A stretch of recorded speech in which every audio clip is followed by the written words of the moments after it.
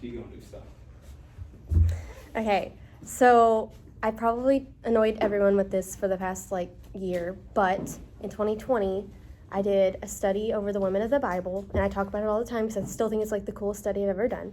And I went through and I found each woman that was mentioned, and if they were named, if they weren't named, if they were just briefly mentioned, I wrote out everything that the Bible said about her, and then I kept up with it in a little document.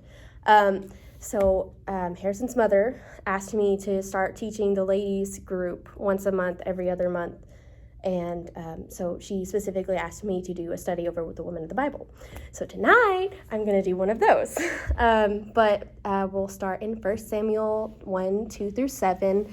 And I wasn't going to read the entire chapter, but if you want a better understanding of it, just read the entire chapter. But it says, and Elkanah had 2 wives. The name of one was Hannah, and the name of the other was Peninnah. Peninnah had children, and Hannah had no children. This man went up from his city yearly to worship and sacrifice to the Lord of hosts in Shiloh. Also, the 2 sons of Eli, Hophni and Phinehas, the priests of the Lord, were there. And whenever the time came for Elkanah to make an offering, he would give portions to Peninnah his wife and to all her sons and daughters. But to Hannah he would give a double portion, for he loved Hannah, although the Lord had closed her womb. And her rival provoked her severely to make her miserable, because the Lord had closed her womb. And so it was year by year that she went up to the house of the Lord, and she provoked her. Therefore she wept and did not eat. So at the forefront of this story, you have 2 women. So there's Hannah and there's Peninnah. And Peninnah, she had children, and she wasn't afraid to flaunt it in front of Hannah, who was barren.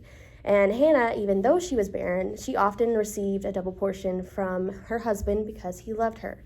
But if you look closer into the scripture, it doesn't mention Elkanah, however you want to say it, his love for Peninnah. So she also received a smaller portion that Hannah did, even though she had more children to care for, because Hannah didn't have children at this point. So from this, we can kind of draw the conclusion that in this situation, kind of similar to how it was with Rachel and Leah, she's the Leah of the situation. So she's the less loved wife, the less preferred wife, and Hannah is the Rachel, so she's the more preferred, more loved wife.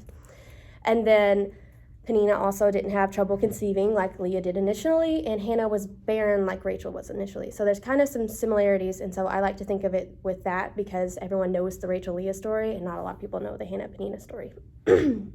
But this is kind of why Peninnah was so hateful to Hannah, because Hannah had the love that Peninnah wanted so bad. But on the other hand, Peninnah had the children that Hannah wanted. So they were both envious of the other person, and I don't really think they ever really realized that they were envious of the other person. But there was a huge difference between the 2 women, and the difference was their response to something that was upsetting and troubling to them. Because if you look later in the story, Peninnah is still jealous, and she let that jealous and rivalry turn into anger and hatred and bullying. She's also called Hannah's adversary in the KJV version of it. And she provoked Hannah every single day, probably every single chance she ever got. So she was bullying Hannah, she was being mean to her, and she was taking something that Hannah was probably insecure about and making it this point where she can make fun of her for it. And this probably embarrassed and humiliated Hannah, because she didn't seem to do it privately, she seemed to do it very publicly. And it's, like I said, it's already something she's insecure about, so she was probably humiliated. But she didn't allow the humiliation and misery to get to her as much as someone like me probably would have. But she allowed the misery and the humiliation to provoke her to seeking help from God. So she didn't act on her feelings, but instead she poured out those feelings before God in prayer. Because 1 Samuel 1:15 says, but Hannah answered and said, no, my Lord. And she's talking to Eli, who basically accused her of being drunk at the altar, which is kind of weird when we think about it now, but she said, no, my Lord, I am a woman of a sorrowful spirit. I have drunk neither wine nor intoxicating drink, but have poured out my soul before the Lord. So Lauren can probably relate to this, but I have a social work brain, so I think of things very clinically.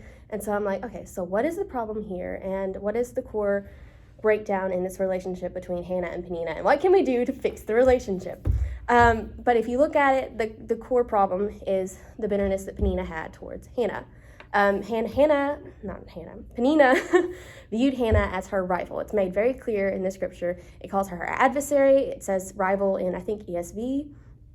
And because she viewed her as her rival, she basically lost all sense of empathy for Hannah. And Lauren can also vouch for this because we had to do a research project. And it was tough and extensive and awful, but we got through it.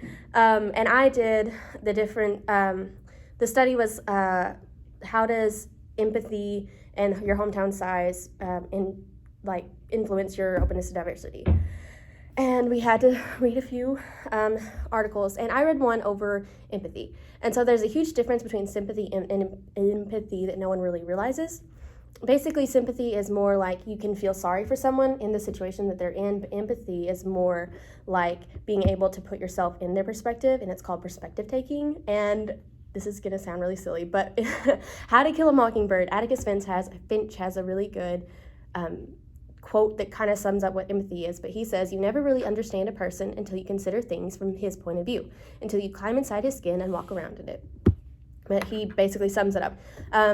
Sympathy is more feeling and empathy is more understanding, so that's kind of the role between the two. But I believe, outside of Bible reading and prayer, that empathy is the most powerful tool we can have as Christians, because we live in a world where everyone is so quick to judge people as either completely bad or completely good, and there's no kind of mix between the two.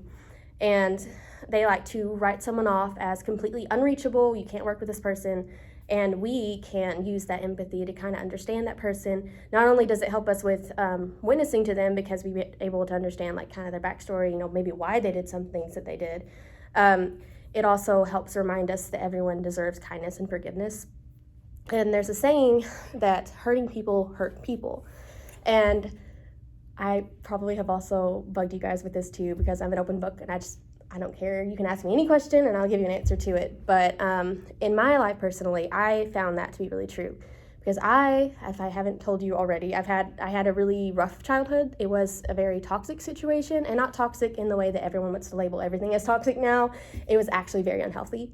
And I joke around with Harrison sometimes, and I say that I didn't check for monsters in my closet because they were sleeping in beds like a couple rooms down, but that's actually how I viewed them. Like, I viewed my parents as these horrible monsters that had no redeeming qualities. There was nothing good in them. They'd never be able to change. They're these horrible people. They're like these big monsters that I have to be afraid of. But after my dad died this summer, I kind of was able to develop that empathy towards them, because I was able to take on the perspective taking and kind of understand that he was hurting just as much as I was, and he wasn't trained to kind of deal with those emotions, I guess is the best way of putting it. And so he lashed out in ways that he shouldn't have, but he just didn't understand how to handle the emotions that he was feeling, because he didn't understand what they were. And so kind of in that same vein, Peninnah was hurting. She was unloved by her husband. She was very jealous of Hannah. She viewed her as a rival, so she couldn't even confide in Hannah about what she was feeling. So she probably felt like she had no one to turn to, and she probably felt like she didn't really serve any real purpose anymore, because like her husband didn't love her. Hannah probably helped out with her kids a little bit, so maybe she felt like she didn't even have anything to do with her kids anymore. But instead of doing what Hannah did and pouring out those frustrations to God, she let them build up, and eventually they turned into bitterness and envy. And people with deep-seated and often unresolved pain are the ones that typically lash out on other people.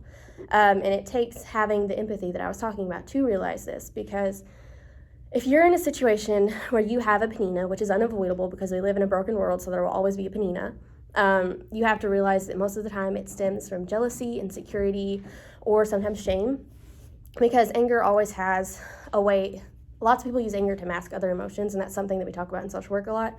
So like anger could actually be masking loneliness or guilt or frustration or jealousy, and I think that's kind of what Peninnah was doing. She was trying to mask her jealousy with anger. But like I said, we're always going to have a Peninnah because we live in a broken world. And so there will always be someone who just seems to want us to fail no matter what. And there's always going to be someone who might not like us for no reason, and we can't figure out why they don't like us. And there's always going to be someone who treats us unfairly, like, because we live in a world that's run by sin, and it's just how it works. But it's not really the fact that we have a Peninnah that defines us. It's more how we respond to our Peninnah that defines us, because Matthew 5:44 says, "To love our enemies, bless those who curse us, do good to those who hate us, and pray for those who spitefully use and persecute us." So during situations like this where we have a Peninnah, we can either represent God properly and be a light to the Peninnah, or we can represent God in an incorrect manner and then kind of stoop down to their level and reflect the behaviors that they're doing. And then they'll have this image of Christians, and that's not how Christians are supposed to act. So they'll get this misrepresentation of what Christians are supposed to be like. So we need to let our enemies provoke us to prayer and seeking the counsel of God instead of bitterness or gossip or anything like that. Because bitterness is really dangerous, because we start to think that we are justified in the action and that we totally can model the behavior that they're doing because they're doing it to us, so why can't I do it to them? And that makes sense until we start realizing that God wipes our slate clean every single day, and like, who are we to stay in that state of unforgiveness and not do the same for them?